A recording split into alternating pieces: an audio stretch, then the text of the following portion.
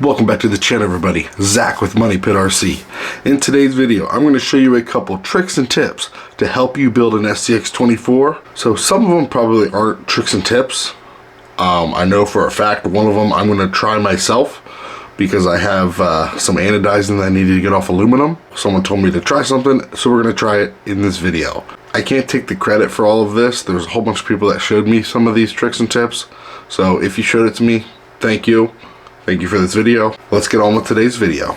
So if you're anything like me, you order an aluminum part and it's on sale, but you don't like the color, you still buy them anyway. So I bought a whole bunch of these rear link risers. Focus there. I bought a whole bunch of these rear link risers from OGRC. They were only $4. So I bought a couple of them. But I'm not a fan of the color. So we're gonna try to strip this anodizing off of this aluminum. I've heard, you're gonna laugh, I heard that if you use some Drano, it has like some chemicals in it that'll strip that. Also, I heard you can use oven cleaner, or you can use, oven cleaner and something else, I just can't remember. So we're gonna do this first thing in the video, and we're gonna see by the end of the video if it worked. Alright, so we have this plastic bowl. Probably shouldn't use plastic, but it's all we got. I don't even know if this stuff is gonna work. Oh god.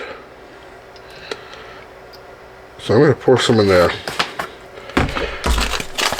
We're gonna stick it in here, and it goes. So I don't know how long it's gonna take. So I'm gonna set it aside, and we're gonna go on to the next tip. I'm gonna show you the easiest way that I found to do magnets. So let's say you have a body and you wanna put it on a chassis, and you have to use magnets. So step one, what you're going to do is you're going to put the magnet mount on the actual frame rails itself. So magnet mount on the frame, and you're going to glue these magnets on to the holder first. So the best glue that I found is the Starbond multi-purpose medium super glue. This is probably the best stuff that I used so far. I used to try to hot glue them in.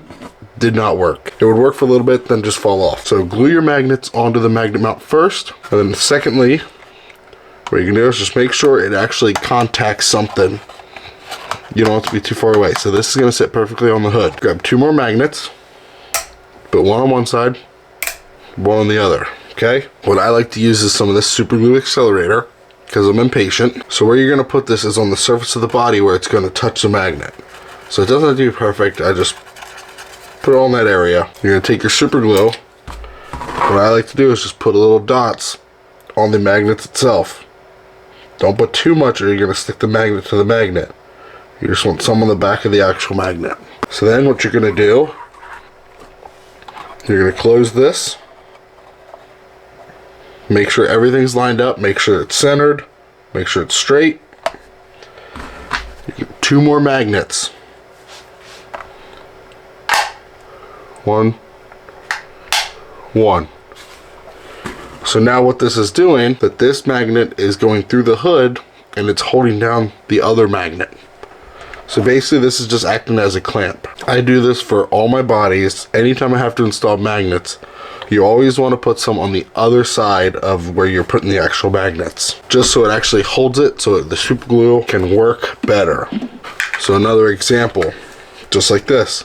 There's two magnets in the front, two here.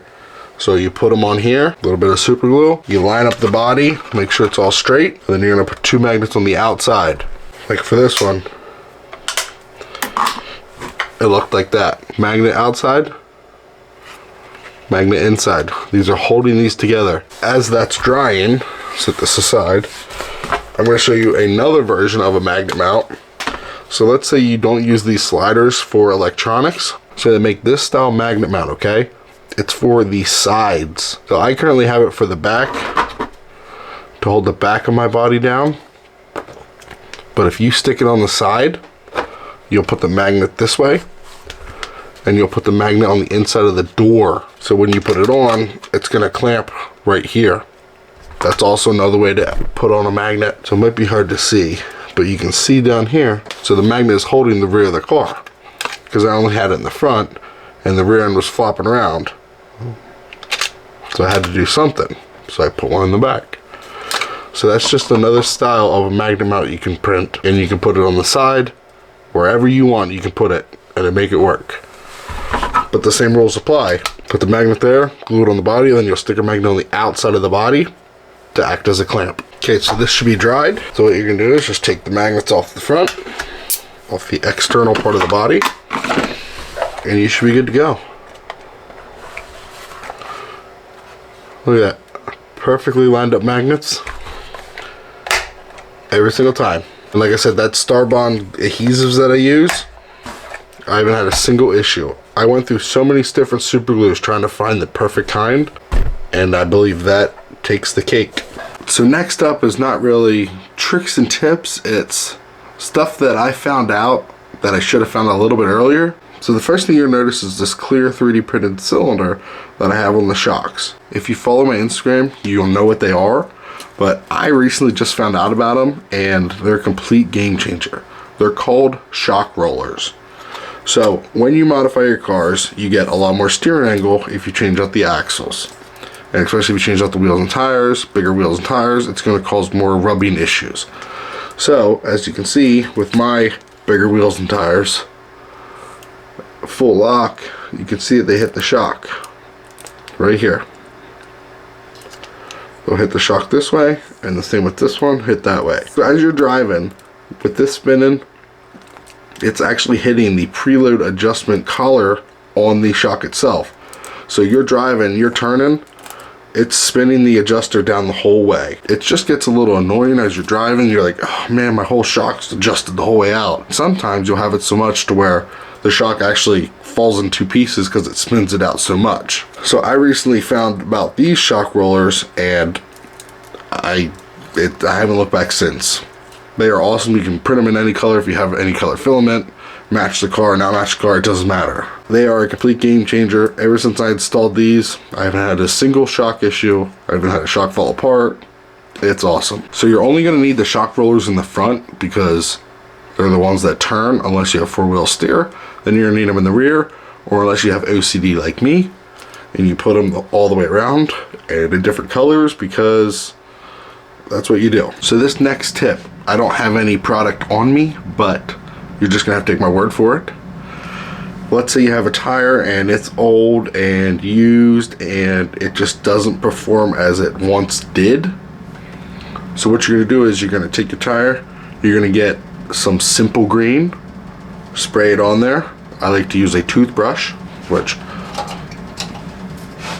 just get yourself a toothbrush, work the simple green in, and once you're done getting the tire all clean, spray it off with some water and let it air dry. Once it's done, you're gonna have, I have a set of tires that I just did. Tires, nice and clean, they're gonna look like new, and they're gonna get the stick back. So these are tires that I did clean in simple green, and then I ran out, but then I had this idea for a video, but I don't have any with me. So that's what you're gonna do, spray it on, scrub it, you're gonna be good to go.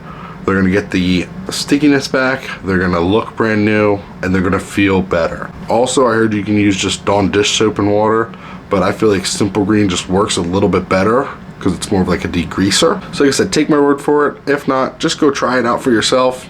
You'll notice a difference. All right, so hopefully a lot of you know this, but maybe not. So I'm gonna share it with you. So let's say you're going up an obstacle and your front end starts unloading like this.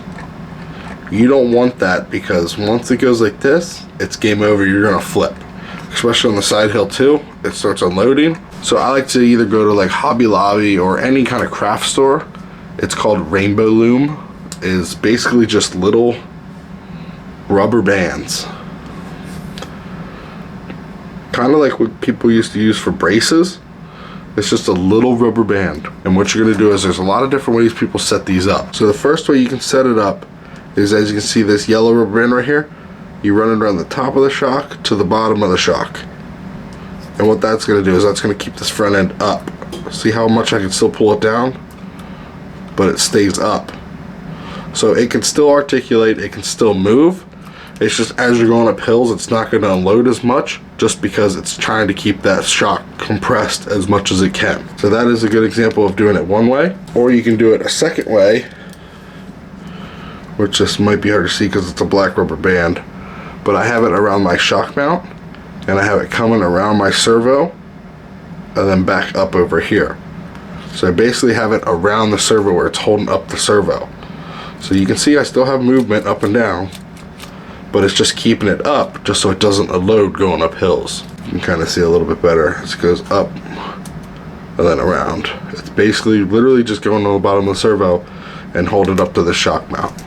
That's also another way to do it. You can do it for the rear also, but it really doesn't benefit as much. Mainly you just do it for the front just so it doesn't unload, so you don't flip. So all I did was toss this rubber band around the servo and around this upper shock mount, the magnet mount, and it's holding the front up. That's all you need. You don't need anything crazy. You don't need to hold it to where it stays up and it doesn't move at all. This still has some flex, but as you're going up the hill, it's just helping keep that from unloading. You can get a pack of those rubber bands for like $2. They're very cheap and they come with a crap ton of rubber bands. So it's always good to have a couple on the trail with you just in case if they actually do break. They will break, trust me, but it's always nice to have a couple extras just so you can just slap them back on and you're good to go. Alright, so it's the end of the video and I don't know if this did anything. I think I've been lied to. Or maybe I just didn't keep it in long enough. It looks no different. Myth busted. So if you have any ideas how to get some anodizing off, leave a comment below. I definitely need to know. So that didn't work. I'm gonna leave it overnight, maybe 24 hours, and see if it actually works. I'm not sure. I heard oven cleaner works or purple power. So if that doesn't work, we're definitely gonna buy some of that and then do it that way. But if you have any other ideas, leave a comment below so I can know. I hope this video helped someone at some point. If you didn't know anything, hopefully it gave you an idea. I hope you guys enjoyed the video. Make sure to leave a like, comment, subscribe if you haven't already. You know I enjoy reading through all your feedback. Catch you guys in the next video.